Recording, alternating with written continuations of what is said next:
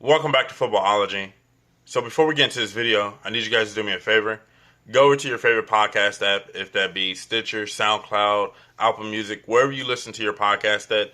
I need you guys to go over and listen to this one podcast called The Roll Call, presented to you by The Unit. And these guys are hilarious. They talk sports. I was actually on one of their episodes and it was fun.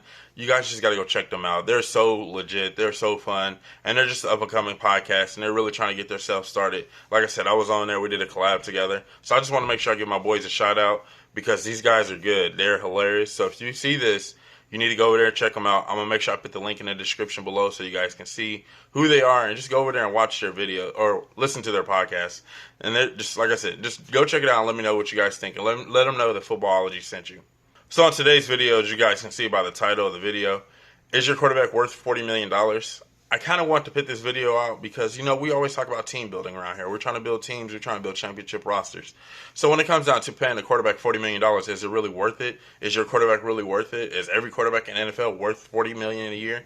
Let me know what you guys think about this in the comment section below. And stay tuned to the video. And I'm going to tell you guys all my reasoning about paying a quarterback $40 million and why you shouldn't pay a quarterback $40 million.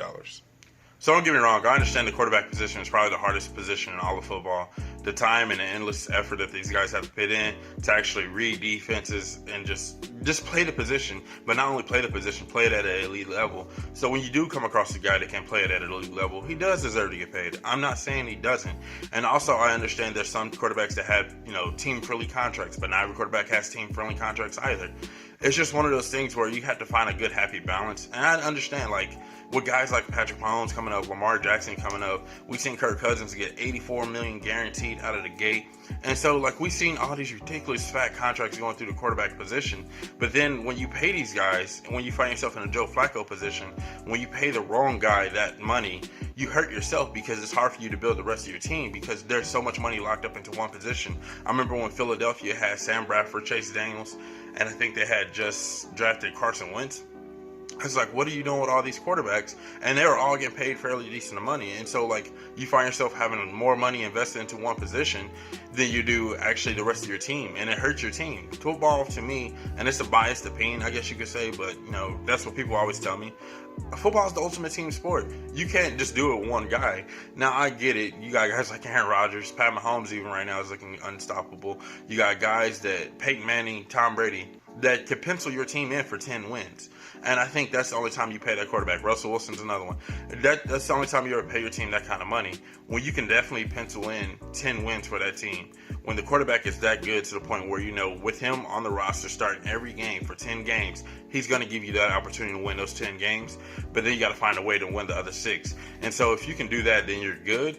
But if you don't get that guy, if you get a guy like a Joe Flacco, and I really, in this case, feel like Dak Prescott, if you get a guy like that and you pay them all that kind of money, you hinder yourself and you hinder your team for being a great team, because now all of a sudden you find yourself in a situation where you can't pay this position, you can't pay that position, and you start really losing some all-stars. Seattle's done that, and they found themselves in that position, but grateful for them, I guess, or thankful for them, they have Russell Wilson, and Russell Wilson has shown that he can be penciled in for 9 to 10 wins a game, or a season, because he's that good. He's capable of carrying the team.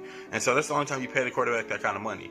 If it was up to me in that position as a GM, it's hard for me to justify paying that one guy $40 million a year. I just can't do it.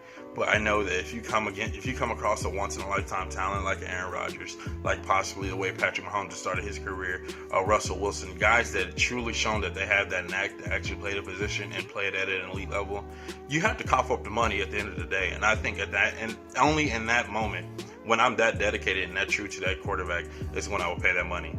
But if it's a guy like Mitch Trubisky, who's going to be possibly coming up for contract here shortly, if he has the opportunity to get paid, does he deserve $40 million, or $40 million a year, or $35 million a year, whatever it may be?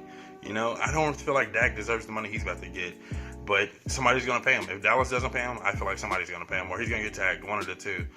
Carson Wentz is, he's getting paid that kind of money right now, and look where he's at, and look where Philly's at, so it's kind of hard to justify it, and you never know.